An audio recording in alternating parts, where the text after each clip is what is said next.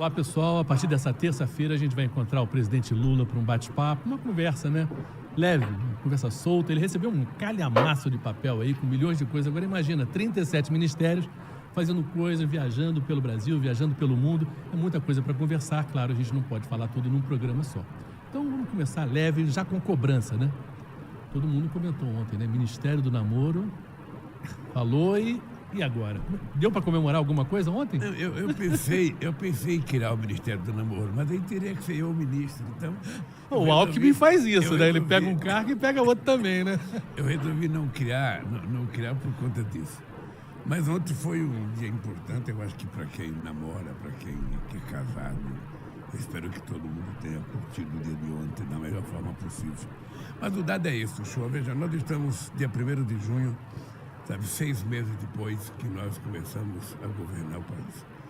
Eu acredito que nós trabalhamos mais do que em qualquer outro momento da nossa história, porque nós encontramos um país destruído, então nós precisamos reconstruir.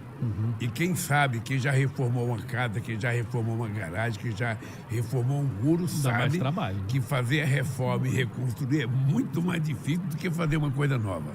Como nós tínhamos uma quantidade enorme de políticas públicas que tinham dado certo, a gente então resolveu recriar essas políticas públicas para, a partir de agora, a partir do dia 2 de julho, lançar um grande programa de obras, um grande programa para o desenvolvimento nacional com obras de infraestrutura em todas as áreas.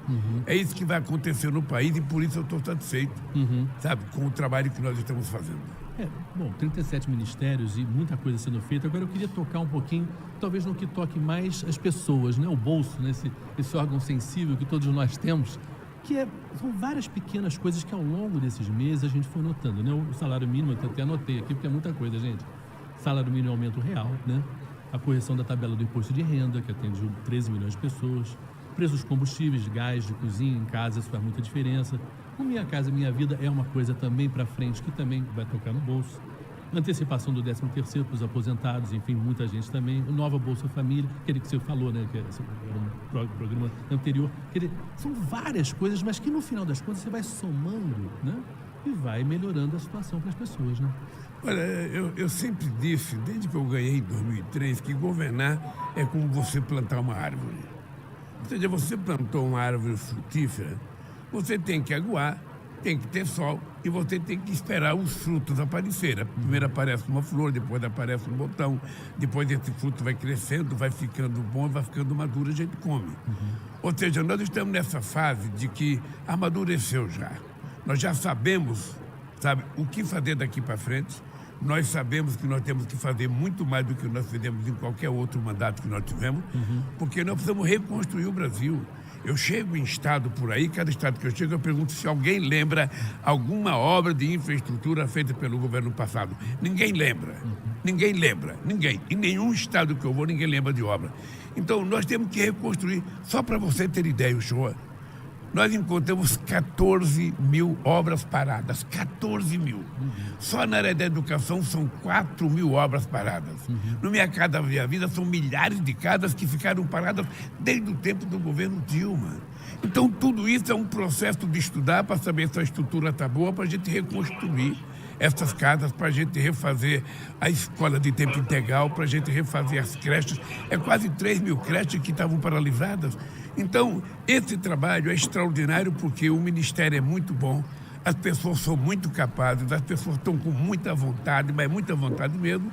E eu só acho que o povo brasileiro tem que ter um pouquinho de paciência, porque não vai ter fake news no nosso governo. Quando a gente resolveu aumentar o salário mínimo, a gente disse, ele vai aumentar um pouquinho agora, mas daqui para frente, todo ano o salário mínimo vai ter aumento real. Quando a gente resolveu aumentar a tabela do imposto de renda para R$ 2.640, é porque a gente quer chegar a 5 mil no final do meu mandato, sem pagar imposto de renda. E assim nós vamos criando as políticas e vamos implementando elas.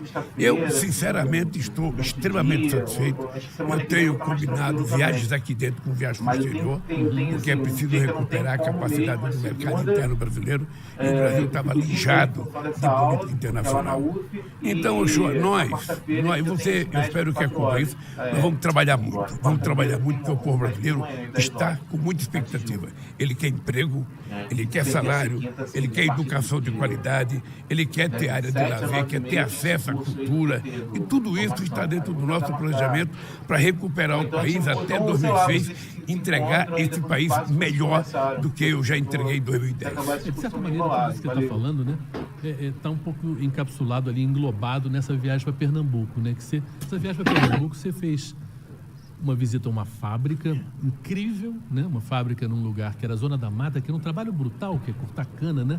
Aquele era um lugar de corte de cana. Aquele corte de cana, eu acho que talvez um dos trabalhos mais difíceis que tem para o ser humano, né? E era 6 meses de trabalho, 6 meses sem trabalho, né? Por causa da safra. E depois teve a farmácia popular, e depois teve a questão do Instituto Federal, quer dizer, educação, saúde, que são os pilares, as coisas mais básicas, né? E emprego, né? Essa questão, eu acho que foi muito emocionante ver numa fábrica a quantidade de pessoas ali, carteira assinada, uniforme, trabalho de qualidade. Eu acho que essa coisa da volta das indústrias também é uma preocupação muito grande sua, né?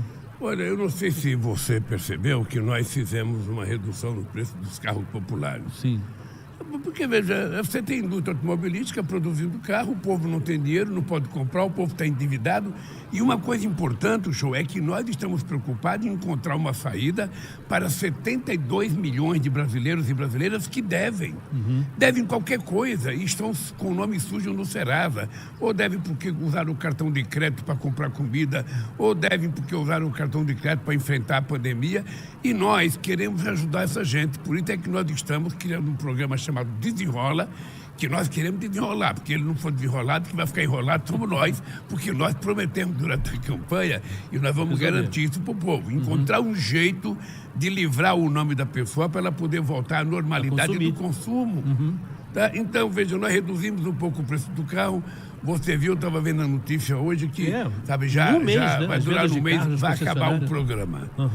Nós queremos fazer programa mais alimento para produzir trator e implementos agrícolas para pequeno e médio produtor rural brasileiro. E assim as coisas vão acontecendo, vai gerar o emprego vai gerar o salário vai gerar um consumidor, o consumidor vai poder, sabe, ganhar mais um salário, que vai gerar mais um emprego, mais um consumidor. E assim a roda gigante da economia vai funcionar, esse país vai voltar a crescer e a gente vai voltar a ter o direito de ser feliz outra vez. Ô, presidente, pensa bem, esses primeiros meses foi muito rápido, né? Essa inflação desse mês, né, que foi a mais baixa aí dos últimos tempos, o crescimento desse primeiro trimestre foi altíssimo, quer dizer, o dólar baixando, a bolsa subindo, quer dizer, você esperava que fosse desse tão certo tão rápido? Não se trata de esperar. Você está lembrado que durante a campanha eu dizia 3 palavras mágicas: credibilidade, estabilidade e previsibilidade. A credibilidade o governo tem que ter junto à sociedade, ou seja, quando o governo falar uma coisa, o empresariado tem que acreditar, o povo tem que acreditar e ela tem que acontecer. A estabilidade é a estabilidade política, estabilidade social, porque sem essa estabilidade a gente não consegue governar. Se você não tiver segurança jurídica e não tiver segurança social de que as pessoas estão tranquilas acreditando, as coisas não dão certo. E a outra é previsibilidade, ou seja, é muito importante que a gente tenha consciência que o trabalhador, desde o trabalhador mais dormido, ele tem que ter uma previsibilidade do que vai acontecer com ele durante o ano inteiro. Se ele vai ficar empregado, se ele vai ficar desempregado, se vai melhorar suas condições de trabalho. E o empresário tem que ter também essa previsibilidade para saber o seguinte: vai mudar a regra do jogo? Ou a regra do jogo vai continuar do jeito que está? Eu vou continuar investindo, e vou investir, e vou ter lucro, e vou investir mais, e vou ter mais lucro. Se a gente garantir isso, está resolvido o problema. É por isso que eu encontrei com a diretora do FMI em Hiroshima. Sim. E eu disse para ela: olha, eu vou te avisar uma coisa. A previsão do FMI sobre o crescimento do Brasil está equivocada. Quando chegar no final do ano que vem, eu vou encontrar com a senhora no G20 e eu vou lhe provar que a economia brasileira cresceu muito mais do que aquilo que o FMI está dizendo agora. Ela deu uma risada e falou: tomara que você esteja certo. E é verdade. Porque, veja, quando o dinheiro começa a circular, sabe? Quando o dinheiro começa a circular, as pessoas começam a comprar e as coisas começam a acontecer. E nós ainda temos que fazer muitas coisas. Quando você falou de casa, nós precisamos fazer não apenas do Minha Casa Minha Vida para as pessoas mais pobres. Precisamos fazer Minha Casa Minha Vida para a classe média. Sim. O cara que ganha 10 mil reais, 12 mil reais, 8 mil reais, esse cara também quer ter uma casa. E esse cara quer ter uma casa melhor. Então nós vamos ter que ter capacidade de fazer uma quantidade enorme de casa para essa gente. Então nós vamos ter que pensar em todos os segmentos da sociedade para a gente poder fazer com que as pessoas se sintam contempladas pelo governo. Essa parte das viagens internacionais, e semana que vem o senhor vai para encontrar o Papa, e depois lá na França o Macron e outros líderes também, tem sido muito importante também para justamente recuperar não simplesmente o prestígio e o tamanho do Brasil lá fora, mas economicamente, né? Trazer, abrir de novo o país porque muita coisa tem a ver com relação pessoal, né? Essa coisa de confiança, esses encontros com os empresários que o senhor tem feito também. Olha, ontem veio aqui a presidenta da Comissão da União Europeia. Ela é uma figura muito importante na relação comercial. E ela veio conversar comigo sobre o acordo do Mercosul e União Europeia, e eu disse para ela que nós temos um problema, que nós não aceitamos colocar compras governamentais no acordo, porque senão a gente mata a pequena e média empresa brasileira. Sim.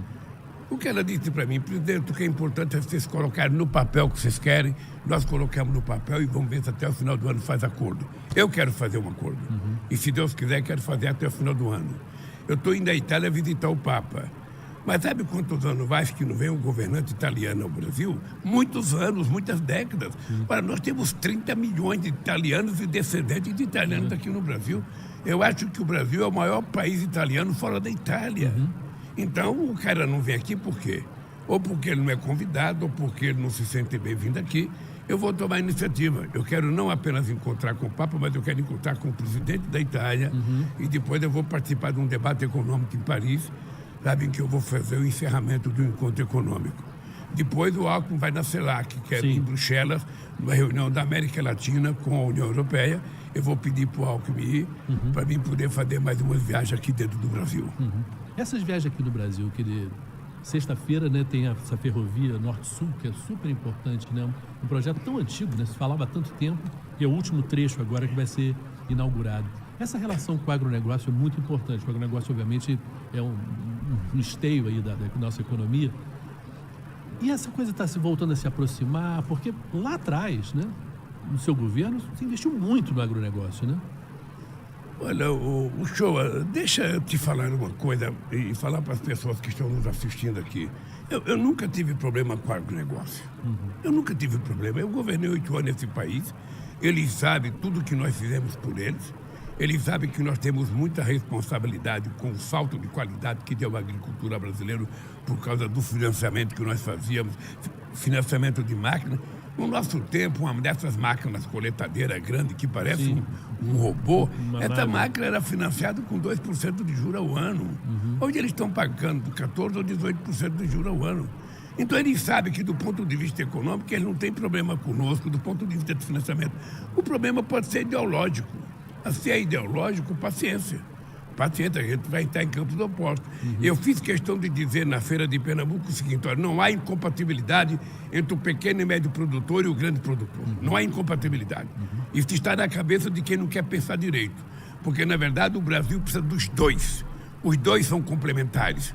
Os dois ajudam o Brasil. Um produz mais para exportar, sabe? E também produz para o mercado interno, porque nós comemos soja através do frango que nós comemos, nós comemos milho através do porco que nós comemos, ou seja, então nós temos que levar em conta que também é muito importante, não só para exportação, mas para o mercado interno. Mas a pequena e média agricultura é que cria aquela galinha caipira que você gosta, o tomate, aquele alface, porquinho que você gosta, aquela frutinha que você gosta, o feijão, sabe? Então nós precisamos ajudar os dois. E eles têm que viver em paz, porque cada um ajuda o outro. O que é interessante é que eu fui na Bahia visitar uma feira, visitei máquinas importantes, mas só tinha um lugar que estava vendendo alimento. Era a barraca da pequena agricultura. Então, eu acho que se as pessoas tiverem essa compreensão, e graças a Deus, o Ministério Paulo Teixeira tem essa compreensão e o Ministério Fávaro tem essa compreensão. E eu acho que a gente vai caminhando.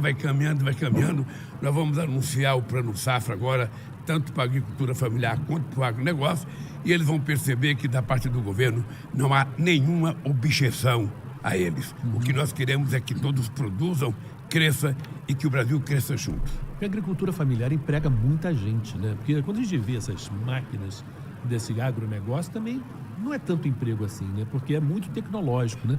E essa questão do emprego é importante porque a pessoa tem que ficar no campo até para ficar lá querendo levar aquela vida do interior sem precisar vir para a cidade para arrumar um emprego, né? O senhor, nós temos aproximadamente 4.600.000 propriedades com menos de 100 hectares. Essas propriedades geram bastante oportunidade de trabalho, porque ninguém consegue produzir 50 hectares sozinho, 30 hectares sozinho, 100 hectares sozinho. Então é preciso que as pessoas tenham gente que trabalhe. Isso é importante, porque é o trabalho que dá dignidade à pessoa. O cidadão trabalha, no final do mês leva para casa o seu salário para sustentar a sua família. É isso que nós queremos, é isso que ele quer. Então nós vamos fortalecer a pequena e média propriedade, nós vamos fortalecer o agronegócio, nós vamos continuar fazendo reforma agrária, porque aonde precisar assentar gente, nós vamos assentar. E é uma coisa importante, nós estamos no governo, eu disse para o Paulo Teixeira esse dia, doutor Paulo, não precisa mais invadir terra. Olha, se quem faz o levantamento da terra improdutível é o INCRA, o INCRA que comunica o governo quais são as propriedades improdutivas que existem em cada estado brasileiro, e a partir daí nós vamos discutir a ocupação dessa terra. Sim. É simples. Sim. Não precisa ter barulho, não precisa ter guerra. O que precisa ter é competência e capacidade de articulação. Então eu falei para o Paulo Sérgio, para o Paulo Teixeira, Paulo, eu quero que o INCRA me dê a totalidade de terras ociosas que ele acha que tem no Brasil. É em torno disso que a gente vai discutir com a CONTAG, com o Sem Terra, com a FETRAF, para que a gente possa fazer os assentamentos necessários com muita tranquilidade. Eu lembro que na campanha de 2003 nós fizemos uma pesquisa se o povo queria a reforma agrária ampla, radical, sob o controle dos trabalhadores. Sim. Eu dizia isso no comício, eu falava bravo. Uma vez uma mulher falou assim para mim, Lula, por que você não fala mais calmo? Você gritando assim, você me assusta. E aí, o Duda Mendonça fez uma pesquisa. Você sabe o que deu na pesquisa? O povo queria a reforma agrária tranquila e pacífica. Sei. Então, é essa reforma agrária que nós vamos fazer no país. Sim. Usando o INCRA e usando os canais competentes, digamos E assim. colocando os trabalhadores que querem trabalhar para trabalhar. Não tem problema, não tem por que haver luta, não tem por que haver guerra. O que tem que haver é compreensão de que o Brasil precisa ter segurança alimentar e, por isso, o Brasil precisa produzir muito para que a gente tenha, inclusive, um estoque regulador. A gente agora repartiu a CONAB com a agricultura familiar e com a agricultura empresarial. Por quê? Porque é preciso que a gente tenha um estoque regulador. Um país precisa de um estoque regulador. Se tiver uma crise de alimento no mundo, nós temos que ter garantia de que não vai faltar nem arroz nem feijão para o nosso povo. Daí porque a gente tem que incentivar o plantio e ainda para o pequeno nós precisamos criar uma coisa chamada preço mínimo, para que a gente garanta que o cidadão, ao plantar, e quando ele colher, se tiver baixo o preço, ele não perca. Tem a garantia, que ele receba pelo menos o que ele investiu. E aí o Brasil vai voltar a ficar tranquilo outra vez.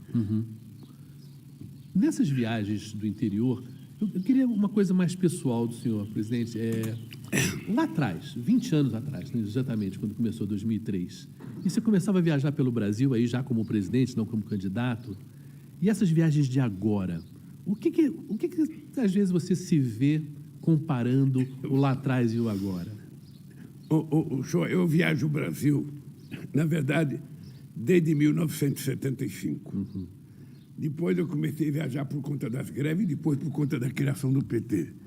O que mais me emociona hoje é que eu encontro mulheres com crianças no colo que me procuram com uma foto mostrando uma criança no meu colo. A criança no meu colo é ela, que agora é mãe. E ela pede para me tirar fotografia com o filho ou a filha dela para ela guardar de lembrança. Sim. Então, existe uma história criada nesse país ao longo de tantos e tantos anos, porque não tem ninguém nesse país que viaja o Brasil tanto que eu viajo ou que já viajou o Brasil tanto que eu viajo. Então, isso criou uma história, criou uma coisa que eu fico muito orgulhoso, porque às vezes eu choro, às vezes eu encontro pessoas. Você viu que naquele dia eu falei da caneta quando eu tomei posse? Sim. Foi da caneta que eu ganhei em 89. Pois bem, apareceu o cara da caneta. É mesmo? O cara da caneta ligou para cá para falar, fui eu que dei a caneta e tal. Eu fiquei muito emocionado, porque Essas coisas acontecem muito comigo. E eu encontro muita gente agora que ajudou a fundar o PT, que ajudou a fundar a CUT, que fez greve em São Bernardo, que trabalhou na Volkswagen, na Mercedes, que trabalhava em São Paulo. E toda essa gente que eu encontro pela rua me dá um frisson de emoção, porque Sim.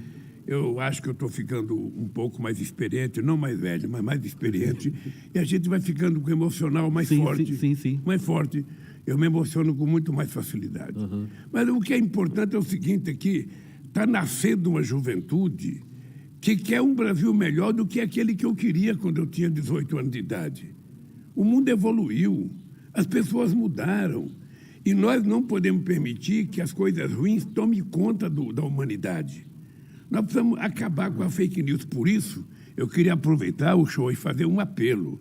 Eu já fiz em Recife aos estudantes no Instituto Federal de Paulista. É importante que todas as pessoas que têm idade para se inscrever para o Enem se inscrevam até o dia 16. Porque o Enem estava muito desativado, o Enem estava um pouco desmoralizado. E nós precisamos recuperar a força do Enem, porque o Enem foi a coisa mais extraordinária. Nós chegamos a ter 16 milhões de pessoas inscritas. Então, é importante que todo mundo que queira fazer universidade se inscreva no Enem até o dia 16 de junho, para que você possa ter a oportunidade de entrar numa universidade, fazer um curso e virar doutor ou doutora. Esse sonho de ser doutor, né, é uma coisa... Ser doutor, né? É uma coisa que é muito nossa, né? E é o casa própria, dar casa para a mãe, essa coisa do estudo, né? Eu me lembro que você falou uma coisa da tua experiência própria, né? De família mesmo, querer essa coisa de o que mudou para a tua vida o fato de você ter tido uma oportunidade que a tua família, teus irmãos, não tiveram, né? O show, eu sempre conto a minha história porque ela é o exemplo mais fácil das pessoas entender. Eu, por conta de uma profissão, eu ganhei mais que o salário mínimo. Eu fui o primeiro a ter um carro, uma geladeira, uma televisão, sabe? E depois eu virei dirigente sindical e presidente da República. Quando você não tem profissão, você não tem emprego. Ninguém te quer. Você chega na porta de uma fábrica, você fala que você está fazendo nada, então aparece, você não né? serve. Então, é importante estudar. Eu sei que é cansativo, quando tem 16, 17, 18, 19, 20 anos. Você pensa que o mundo nunca vai acabar, você pensa que a vida nunca vai terminar. Só quer namorar, você né? só quer namorar, só quer zoar, só quer para balada. Não, dedica um tempo para estudar, porque esses 4 ou 5 anos que você estudar vai te dar garantia para o resto da vida, cara. Faça isso. Faça isso. Quem está te pedindo é alguém que já teve 16 anos, que já teve 18, que já teve 20, que já teve 25 anos, que já gostou de balada, que saía quinta-feira de casa e voltava só no domingo à noite e minha mãe me esperando. Então, não jogue fora esse tempo precioso da sua juventude. Namore o quanto você quiser, vá para a balada que você quiser, mas dedique um tempo para você estudar, porque é isso que vai garantir o teu futuro e da tua família. Quando você vê esses jovens, né, no Instituto lá Federal de Paulista, era uma garotada que estava ali à frente, né, à tua frente, e possivelmente eram os filhos daqueles que você viu 20 anos atrás, né? Você vê já uma cara de esperança? Eu vejo e eu tento sempre que possível falar muito de esperança, porque nessa idade a gente não tem problema. Nessa idade não tem coisa ruim. Eu, quando tinha 20 anos de idade, dava enchente no lugar que eu morava, entrava 1,5 metro de água dentro de casa. Poxa. Você acha que eu ficava chorando? Não. Eu e meus irmãos tirava a minha mãe de dentro, levantava o que tinha que levantar, eu pegava uma câmara de pneu de caminhão, amarrava uma corda, um companheiro meu, sabe, ia comigo, ele segurando a corda, e eu, de casa em casa, vendo se tinha gente para tirar, se alguém precisava de ajuda. Aí terminava aquilo, eu ia para um salão onde estava todo mundo dormindo no chão, e a gente ficava fazendo festa até o dia amanhecer. Sim. Então, com 20 anos de idade, com 16, com 17, com 18, não há tempo para desanimar, cara. Não há tempo mesmo. O mundo pode ser feito de alegria. O mundo pode ser feito de muita alegria, e essa alegria está dentro de você, é só você colocar ela para fora. Um menino de 20 anos, uma menina, não tem como acordar azedo, acordar nervoso, acordar sem perspectiva de vida. Eu, que tenho 70 anos de idade, ainda tenho sonhos e quero realizá-los. Eu sonho que esse país vai melhorar, eu sonho que a juventude vai melhorar de vida, que vai estudar, que vai ter emprego. Eu sonho que as coisas vão melhorar para todo mundo. Então, por favor, não pare de sonhar. Não pare de acreditar. E a gente tem que sonhar grande.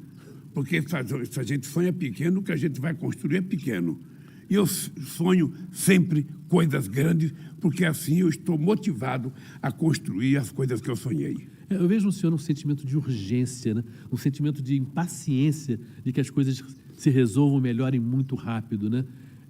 Você já estava com isso ou é que se sente assim, quando você fala, eu quero nesse mandato fazer mais do que eu fiz nos outros dois?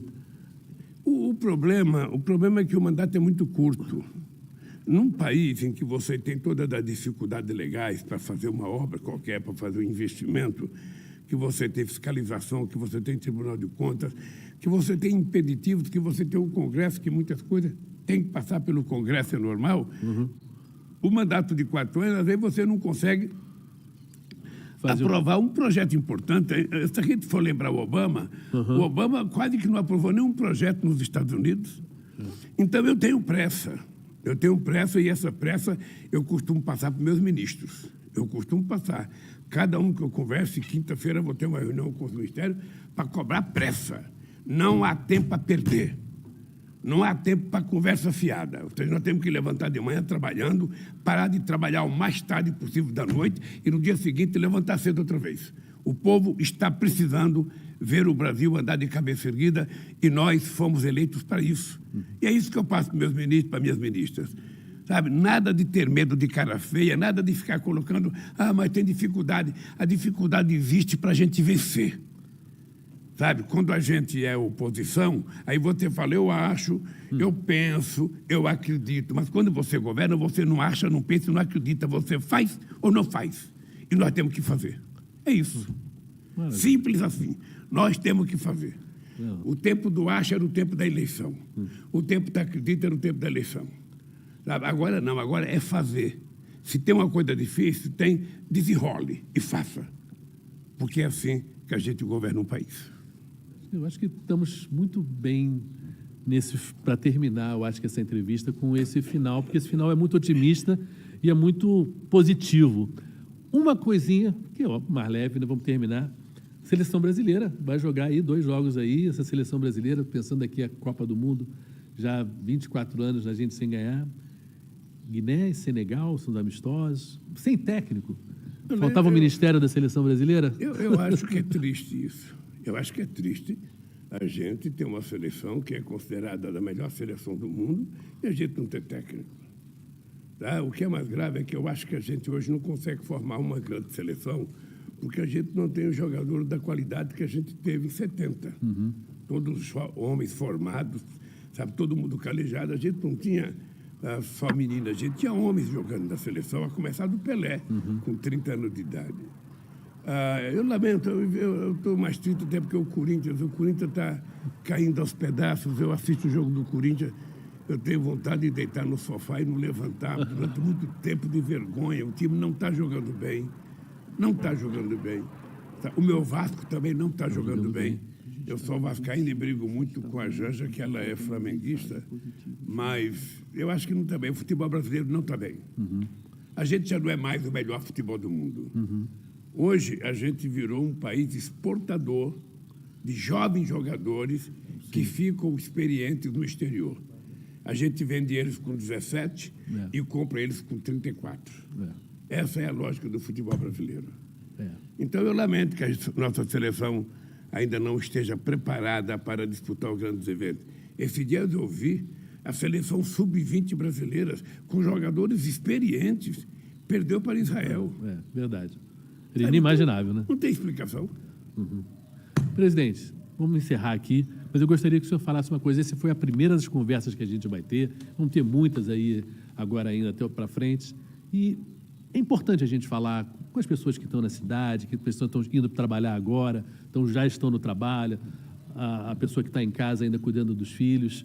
Uma mensagem sobre a importância da gente falar com as pessoas diretamente. Olha, eu gosto de falar. Eu gosto de falar, eu gosto de programa de rádio, eu gosto de programa de televisão. Eu gosto de falar porque quando a gente fala, a gente passa uma mensagem e se a gente passar a mensagem correta, a gente convence a pessoa a fazer uma coisa boa.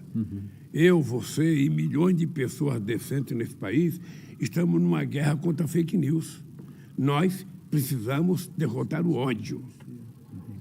E nós precisamos valorizar a fraternidade, a solidariedade, valorizar o amor.